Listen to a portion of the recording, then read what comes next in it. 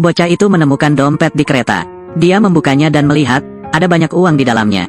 Tapi belum ada waktu untuk berbahagia. Telah dirampok oleh seorang pria. Ov berbalik dan mengambil kembali dompet itu. Kembalikan aku. Aku yang mengambilnya. Aku akan pukulmu dengan sangat keras. Saat anak laki-laki itu hendak dipukuli, pahlawan telah menyelamatkannya. Bagaimana menangani dompet itu terserah kamu. Itu diambil oleh aku. Ov memilih untuk menyerahkan dompet itu ke fasilitas kehilangan dan penemuan. Ayah berkata kejujuran adalah kebajikan terbaik.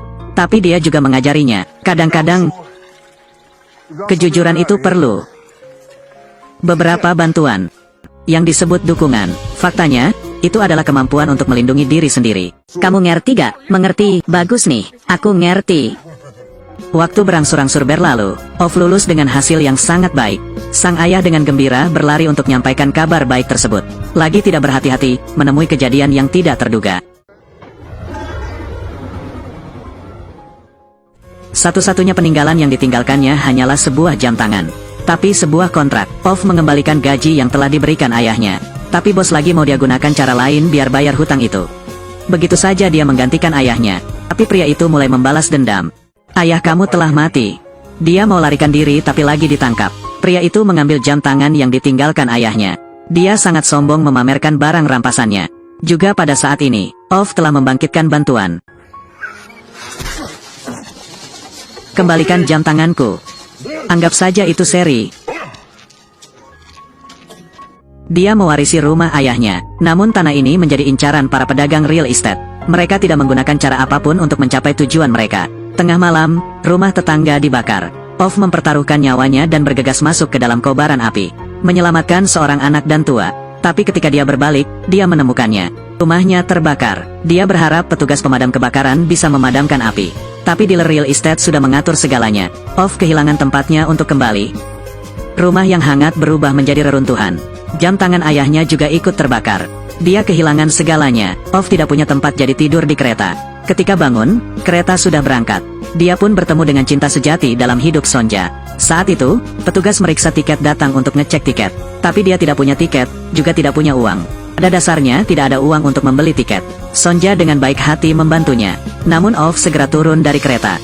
Gadis itu diam-diam masuk ke dalam hatinya. Sejak itu, terus-menerus selama setengah bulan. Setiap hari dia akan duduk di kereta ini. Akhirnya suatu hari keduanya bertemu kembali. Ov dengan sedih ingin mengembalikan uangnya. Namun Sonja berinisiatif untuk berbicara. Bukan akan lebih baik jika kamu mengundangku makan malam? Makan malam? Boleh kok. Keduanya berencana bertemu di sebuah restoran. Namun Ov tidak memesan apapun. Sonja bertanya mengapa dia tidak makan apapun. Dia bilang dia makan di rumah. Akan sedikit saja, kemudian Sonja akan bisa makan lebih banyak dari apa yang ingin dia makan. Tapi Ov tiba-tiba sadar, yang tidak punya apa seperti dia, tampaknya mustahil untuk memberikan kebahagiaan padanya. Aku pikir aku harus pergi. Ov berdiri untuk pergi, tapi Sonja menariknya lebih dekat padanya. Cinta datang begitu cepat seperti angin puyuh. Keduanya berkembang dengan cepat. Ov pun berhasil melamar Sonja. Tapi saat ini dia tiba-tiba terbangun. Mobil itu penuh asap. Ini adalah keempat kalinya dia bunuh diri. Ov saat ini berusia 59 tahun. Ini sudah bulan ke-6 sejak kepergian Sonja. Setiap hari dia membeli buket bunga segar ke makam istrinya. Usap batu nisan dengan lembut. Ceritakan padanya kisah-kisah kecil dalam hidup. Aku sangat rindu kamu. Saat ini pabrik tempat dia bekerja selama 43 tahun. Memecatnya tanpa pemberitahuan. Ov kehilangan alasan terakhirnya untuk terus hidup. Dia mengeluarkan semua barang di dalam lemari es. Kunci layanan telepon. Kenakan setelan yang elegan. Pergi ke ruang tamu dan bersiap untuk gantung diri. Dia melihat foto Sonja. Matanya dipenuhi dengan sukacita. Setelah pergi selama setengah tahun, akhirnya bisa menemuinya. Dia tidak tega membiarkan dia melihatnya mati. Lalu dia meletakkan fotonya di ambang jendela. Namun Ov nyaris bisa menahan emosinya. Suara itu terdengar lagi dari luar. Keterampilan mengemudi tetangga baru membuat orang lain khawatir. Dia menabrak kotak seperti rumahnya. Dia sangat marah sehingga dia segera melepaskan talinya. Jalankan keluar untuk membantu lawan menghentikan mobil. Kemudian kembali ke rumah untuk bersiap melanjutkan rencananya. Tapi ada pesta di luar. Adegan ini tidak bisa dilihat oleh anak-anak. Dia dengan cepat mengambil talinya. Keesokan harinya semuanya akhirnya tenang kembali. Dia mengeluarkan tali dan menggantungnya di langit-langit. Akankah dia bisa mendapatkan apa yang diinginkannya kali ini?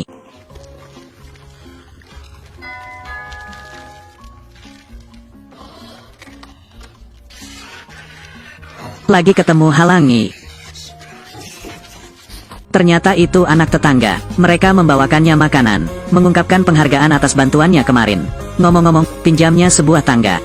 Berikutnya, istri mantan temannya mintanya membantunya memperbaiki perapian lagi di rumah. Ngomong-ngomong, beritahu tetangga tentang Sonja. Hal ini menyebabkan Off diserang.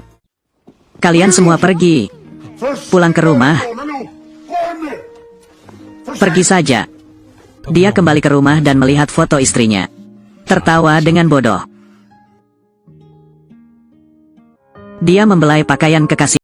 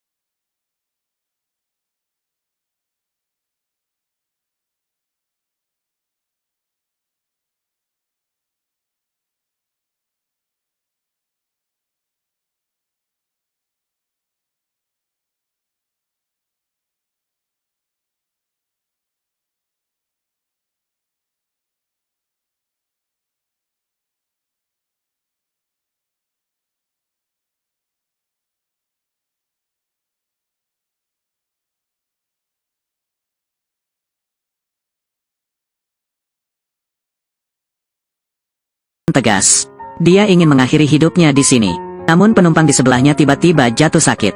Jatuh dari platform. Hadapi kejadian tak terduga ini, orang-orang di sekitar tampak tidak peduli. Keluarkan ponselnya dan bersiap untuk memposting di jejaring sosial. Lihat kereta datang. Off dengan ramah melompat dari peron. Selamatkan yang itu. Dan dia sama sekali tidak punya niat untuk maju. Dia menoleh dan melihat. Ketika masih kecil, dia berdiri di peron kereta. Dia ingat tahun itu. Adegan sang ayah mengkhawatirkan keselamatannya. Kematian seperti ini tidak menghormati ayahnya. Pada momen terakhir, Off ditarik oleh orang-orang di peron. Sekembalinya ke kawasan perumahan, tetangga memanggilnya kembali. Putrinya membuatkan gambar untuknya. Orang dengan warna itu adalah Off. Di mata putrinya, dia dipenuhi warna. Tetangga memintanya untuk mengajarinya cara mengemudi. Teriakan aneh menginterupsi pembicaraan kedua orang itu. Seekor kucing yang terluka bersembunyi di depan pintu rumah Off. Pada akhirnya dia tinggal di rumahnya. Ada kendala, sehingga rencananya hanya bisa dihentikan sementara. Namun dia bersumpah bahwa dia hanya perlu membuang kucing itu. Kalau begitu akan mencari Sonja. Off pergi ke tetangga untuk mengajarinya cara mengemudi. Di persimpangan, dia menyalakan mobil. Klakson mobil dari belakang terus berbunyi. Tetangga itu baru saja menyalakan mesin dan memundurkannya. Dia sangat tertekan, berpikir bahwa tidak akan pernah bisa belajar. Off tidak tahan lagi, keluar dari mobil dan beri pelajaran kepada pengemudi di belakang. Coba klakson lagi. Aku akan pukul kamu ya. Sudah tahu. Setelah kembali, dia terus mengajar tetangganya. Sekarang dengarkan dengan jelas. Dia telah melahirkan 2 orang anak, akan melahirkan anak ketiganya. Dia berasal dari Iran yang jauh, hindari perang dan bencana. Pelajari bahasa baru, terima pendidikan baru. Dan menikahlah dengan seorang pecundang. Pengemudi untuknya, ini pada dasarnya hanya masalah sepele. Memang tidak sebesar belajar memotong tulang tengkorak. Ayo, kita nyalakan mobilnya dan berangkat. Dengan sangat cepat tetangga itu bersiap untuk mengikuti ujian. Sang suami pergi bersamanya, dan Ov terpaksa mengurus 2 orang anak. Dia secara bertahap menerima hal-hal baik di sekitarnya. Mesin pencuci piring terletak di dapur. Ayah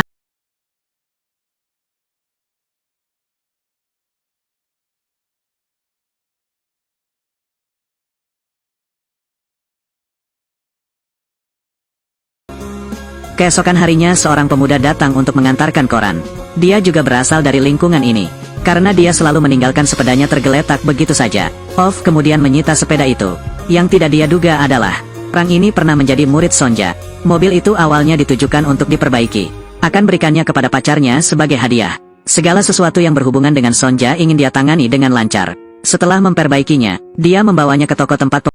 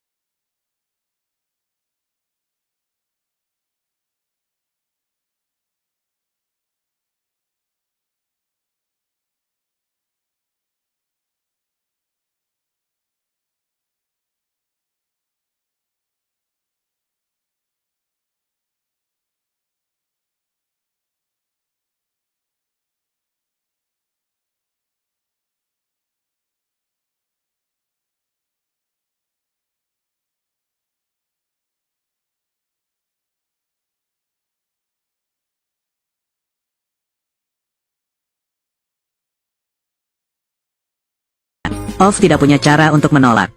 Oke, masuk. Keesokan paginya dia bangun. Mirsad buatkan sarapan dan mengajaknya bangun dan makan bersama. Sudah lama sekali sejak Sonja meninggal. Ini adalah pertama kalinya dia merasakan nafas kehidupan. Oke, aku harus berpatroli di lingkungan sekitar. Sekarang pergi. Bisa aku ikut? Ov dulunya adalah manajer distrik. Dia selalu berpatroli di lingkungan sekitar seperti kebiasaan. Periksa untuk melihat apakah semuanya baik-baik saja. Itu yang dia lakukan setiap hari. Dari situlah tetangga mengetahuinya. Teman lama itu dibawa pergi secara paksa oleh orang-orang dari lembaga kesejahteraan.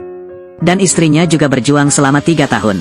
Ov segera pergi ke pintu. Asuransi sosial, kartu anggota, asosiasi gereja. Berikan aku semua dokumen yang berhubungan dengan Rune. Dia mulai hubungi lembaga dan departemen untuk menyelesaikan masalah ini. Tapi segera dia mengerti, orang-orang ini menolak melakukan apapun. Halo, dia mulai bersikap negatif. Namun kali ini tetangganya lah yang menjelaskan kepadanya. Kamu selalu mengatakan kepadaku untuk tidak menyerah. Sekarang kamu lagi duduk di sana sambil mengasihani dirinya sendiri. Karena menurutnya begitu, kamu satu-satunya orang di dunia ini yang bisa menghadapi hal-hal yang tidak adil. Tapi Ov, tahukah kamu? Tidak perlu membawa semuanya sendirian. Tidak harus begitu. Jika kamu tetap seperti itu, lalu kamu bisa pergi. Aku nyuruh kamu pergi. Ov mulai bercerita tentang Sonja. Saat itu istrinya sedang hamil. Keduanya memulai perjalanan dadakan. Namun pada hari mereka kembali, mereka duduk di bus. Sonja menyuruhnya menyentuh perutnya. Kehidupan kecil akan segera lahir. Dia tidak bisa mengendalikan kegembiraan di hatinya. Segera bangun untuk menuju kamar mandi untuk menstabilkan emosinya. Namun, kejadian tidak terduga terjadi.